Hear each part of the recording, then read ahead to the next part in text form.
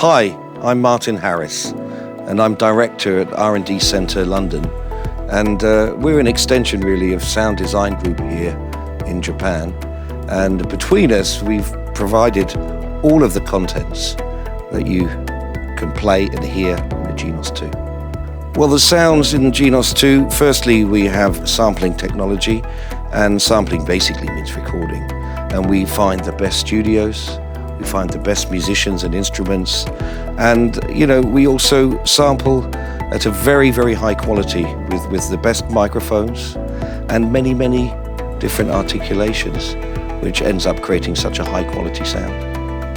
So in Genos2, all of the sounds in the product have been sampled by R&D and Sound Design Group, and there are many, many new sounds in Genos2. Everything from brand new drums, ambient drums. We have, new pianos, e-pianos, new brass, whether it's pop or orchestral, tuned percussion, orchestral percussion, and many, many more.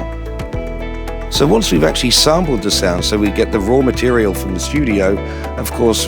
we have to process that in order to make it play on a keyboard, and that goes through various processes. First of all, we need to mix that down because we have many, many microphones, and somebody has to make the best possible combination of that to get the sound that we want. And finally, we need to denoise the samples because you get some environmental noise, so that needs to be taken out very, very skillfully. And also we need to loop the sound because with a recording it finally comes to an end. But when you play a key, you could literally hold it for 3 minutes if you want. So at some point we need to take that and loop it, but it needs to be seamless so you can't hear that. And finally, when you have this data, it needs to be voiced by a voicing guy who will actually take all of these samples, put them together, map them, and you get a seamless dynamic sound on the keyboard. I mean, that's put very simply, but that's the process. All of the sounds that we've created, AWM and FM, they're used throughout the instrument. It's been fully integrated into the instrument, and we've got 800 fantastic styles, which have been arranged by the top musicians and arrangers. And what's really good now is we have a brand new feature called Style Dynamic Control. It's the first time anything like that has been shown or used on a portable keyboard, and it means that the user now has full energy control over the style or the backing, which means that if they're playing, it's no longer static. If you want the band to chill out a bit and play kind of a little bit softer, you can. It's not volume though that's actually going down, it's the velocity, it's how hard these guys are playing the drums or the bass, and if you want them to really give it some gas, you can. So it's a whole new level of musical experience. So the sounds, what's really new in Genos2 is, first of all, the quality of the sample. So we've added more layers, we have a longer time before we get to a loop, for example, so that immediately makes the sound richer. We've included new features such as ambient drums, but that basically gives you more control over the room that the drum kit is in. Revelation Reverb, that's new DSP, but that's a game changer. It really is an amazing sound, particularly when you play acoustic instruments like pianos or brass. You can really hear that reverb shine. Genos をリリースした後に、数多くの、ユーザーの方々とお会いする機会があったんですけれども、やっぱり演奏者の方っていうのはいかなる環境においてもストレスなく演奏できるっていうことが非常に重要な要素だと。コンテンツの強化もさることながら、今回は、視認性、操作性、利便性といった点を、非常に強化したモデルですので、これまで以上に快適に、使って楽しんでいただけるモデルというふうに信じております。メインのインターフェースである、メイン画面および、ライブコントロールノブスライダー、これらについて視認性、操作性の改善を図りました。まず画面を奏者位置、奏者側に隆起させることで、より見やすくしました。日光が反射するとすごく画面が見えにくいので、その対策として反射防止フィルムを、入れました。暗いステージですとやはりノブスライダーの現在地が分かりにくいといった状況がありますので、 LED を搭載することで、瞬時に現在地が分かるようになりました。ノブについては360度回転するノブにより常に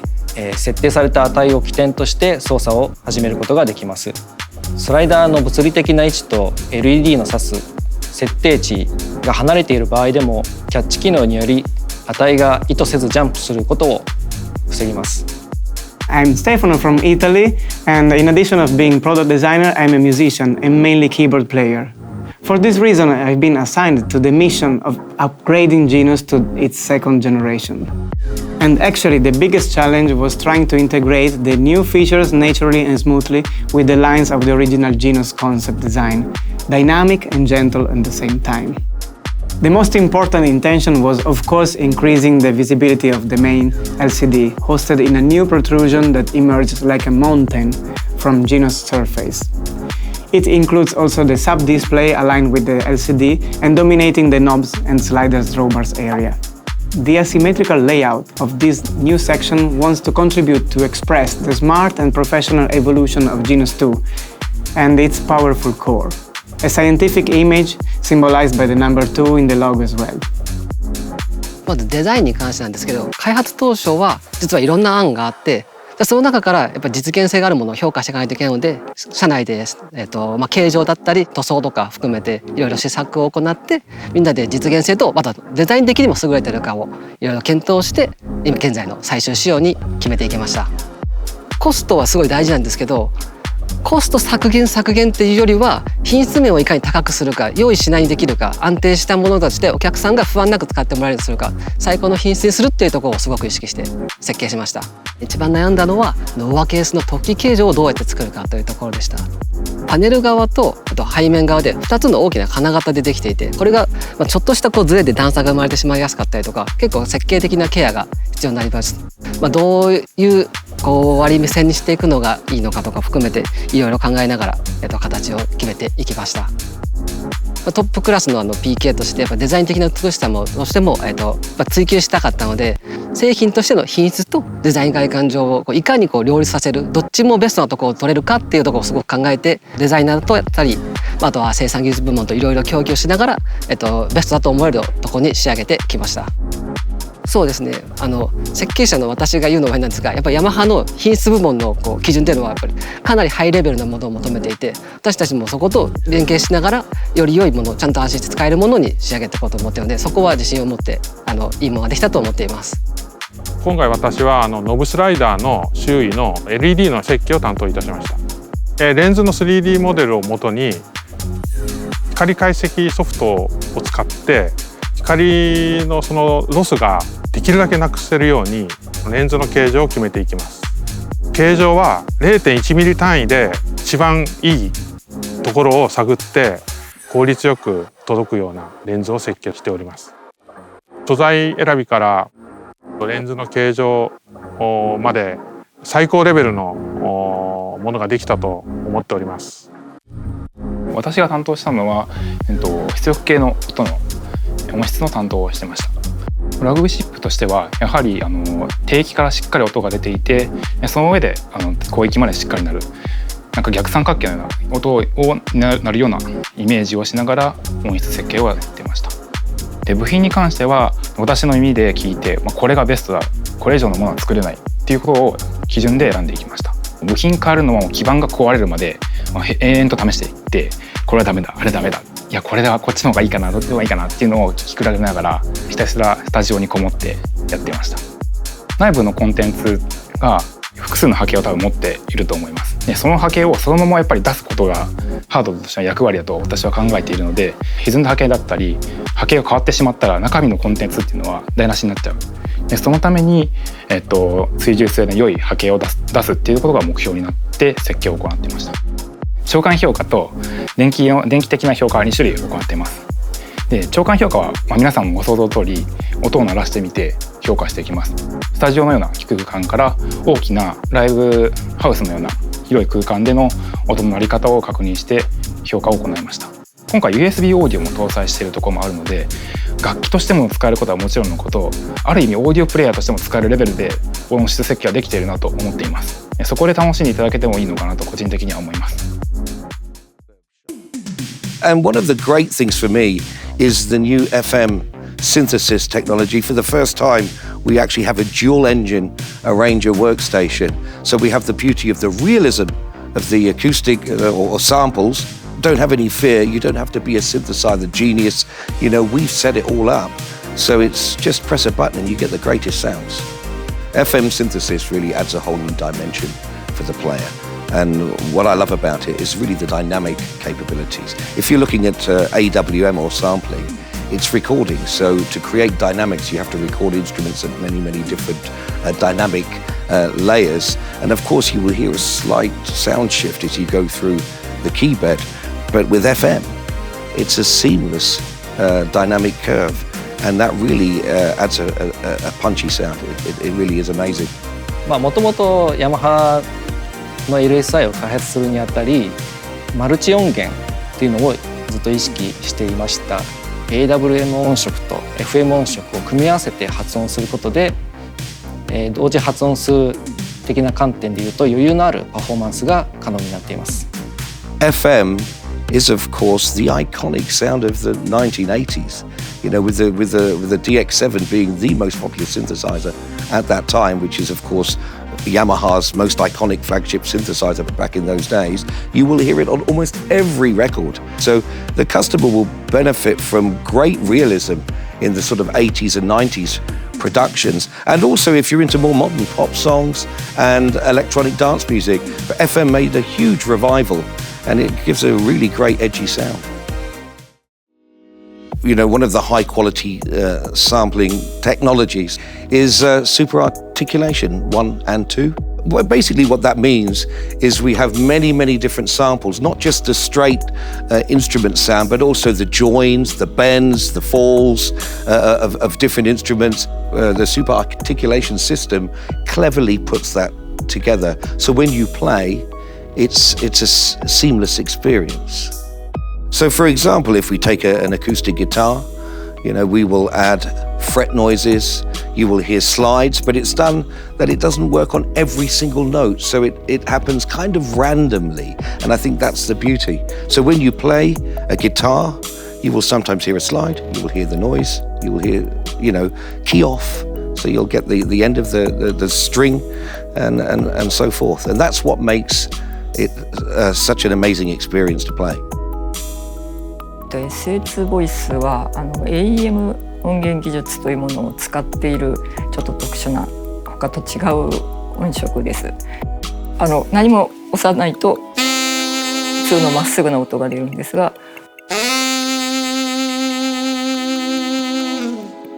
頭とお尻などにつけることができます。普通に弾いただけでそれなりの奏法がつくような工夫もしています。まず例えばこれレガート奏法という音が出るようになっています。あとはなんかオクターブで弾くと勝手にグリッサンドがついたり、7音色かな追加新しくします。そのオーケストラで使われるような楽器も全部ラインナップ揃えたいねっていうことで、だいたいほぼほぼ揃ってきたなという感じですので、木管五重奏とかそんなアンサンブル機能の方でぜひお楽しみいただけたらいいんじゃないかと思います。SS 音色ほぼ日本で録音して日本で制作しているという国産なんですね。そういうところも考えまして、これは日本代表として尺八やりたいんじゃない。尺八ってすごくいろんな奏法がありますし、常に何か音が動いているイメージがありますので、かなり難易度高いと思ってて、でも逆に言うとこれが弾けたら非常に楽しいんじゃないかということで、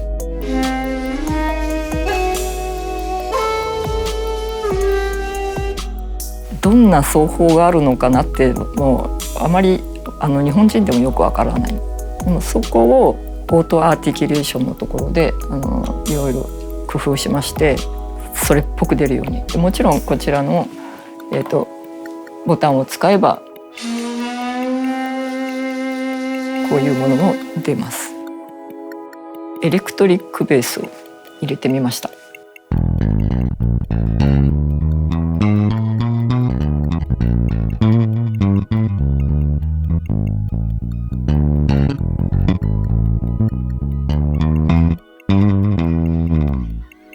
本物らしさっていうものを非常に大切にして、変に綺麗にしすぎないっていうところを非常に気をつけています。ちょっと弦が振動してビリビリってどっかに当たっていっちゃうようなところもうるさいって感じてしまうようだとダメなんですが、ちょっとこういう音するよねっていうぐらいだとノイズではなく味になるんですね。やっぱりノイズなのか味なのかっていう見極めはして作っています。 A さんと B さん奏者が違えばやっぱり音違いますので、その違いも表現できるようになったらいいなと思っています。ずっと弾いてて楽しいよって言われるのが一番の褒め言葉だと思っているので。コンテンツのチェックといいますと大きく分けて2つのポイントがあって、1つはテクニカルチェックと呼ばれていて、例えばそれは波形のノイズが乗っていないかどうか、あるいはボイスやスタイルのパラメータに不備がないか、おかしな動作を起こさないかどうかという部分をチェックしています。もう一つが、音楽的なチェックで、例えばこれは波形のノイズは取ったもののその処理した波形ってそもそも音楽的に自然なのとか、あとは音色パラメータによって、ある楽器を再現してるんですけど、その楽器の挙動って本当にリアルに再現できてるとか、あるいはスタイルデータであるジャンルの音楽を、再現しているけれども、そのジャンルでこういうフレーズって使うとか、ともかく感覚的に音楽的に判断するという、2つのチェックがあります。加えてもう一つ大きなチェックが必要で、これは一貫性チェックと呼ばれていて、音色データ、スタイルデータが一貫性を持って動作しているのかどうかというところも非常に大きなチェックが必要になってきます。お客さんがどのように弾くのかっていうのが非常に動的で我々も予想がつかないと。そういった予想つかないような使われ方をされた時にでも一貫性を持った音楽的な楽器として動作しているかどうかというのをチェックしています。どういった奏法がこの楽器を再現するのに最も必要なのか、そういったものを分析した上でサンプリングに臨んで、またその音色を使ってどういうジャンルの音楽を作りたいか、これサンプリングの時点で我々は実はフォーカスを当てていて、必要に応じて新しい音色の機能を追加する、ボイス制作からスタイル制作まで一貫したそのフォーカスの当て方、こちらが我々のコンテンツのリアルさを担っているのかなと思っています。Genos2 クラスになってきますと、波形の容量も膨大になってきており、例えばピアノでしたら88件全部のサンプルが貼ることができる。そうすると我々は一鍵盤のサンプルに多少のノイズが乗っている方が楽器としてはリアルに感じると。特にこのモデルはドラム音色新しくしているんですけども、それは Genos1 の音色をブラッシュアップしたものも搭載していて、こちらはもう Genos1 よりもより空気感を残す、つまり空気感イコールある意味のある種のノイズを残すなんですけども、なのでそれは Genos1 を基準にプラスアルファでどれだけ残すかというところをやはり経験的、あるいはチームでディスカッションしながら判断していくと。そういったところに基準を設けて、そこから我々のコンテンツチェックはスタートしているというところですね。私はプライベートでも音楽制作をしたりしていますので、もちろんいろんな音色あるいは、ソングデータ触れる機会が多いんですけれども、そんな私にとってですね、このGenos2 という楽器は最高品質のクオリティを持っているボイススタイルだと思っています。なおかつそういったボイススタイルがリアルタイムに本当に遅延もなく次々に使える楽器というのは、本当にこの世の中に限られています。And with these great quality styles that you have in the instrument, first of all, you can use them to play your favorite songs, but it's also good if you want to be creative. Maybe you want to write some songs, you can do that as well. You can pick a style, a band, and you can play some chords, and you've got instant music. So once you've explored your Genos2 fully, we have an expansion area. And you know, we're very active in creating a lot of content, particularly for local markets, because people have different tastes all over the world, and we have programmers all over the world. So we will create, and we have created, expansion packs, anything from, you know, additional Latin music, Brazil, whether it's Middle Eastern music, whatever your taste is, there will be a pack, and we're going to continue that support with Genos2. And these expansion packs come with local instruments, if it's a local taste pack, and of course the styles that are needed for those areas. I think it's really important to note for any user is that the expansion packs created by Yamaha are created in exactly the same way as the onboard contents. We go through the same detail, and if it's a local pack, we've been all over the world, whether it's Brazil, India, all over the Middle East, all over Europe, you know, Africa, just to name some. 皆さんにもうどんどん外に運んでもらっていろんなところでいっぱい弾いてもらえたら私はすごく嬉しいです。自信を持ってお勧めできるモデルと思います。たくさん新し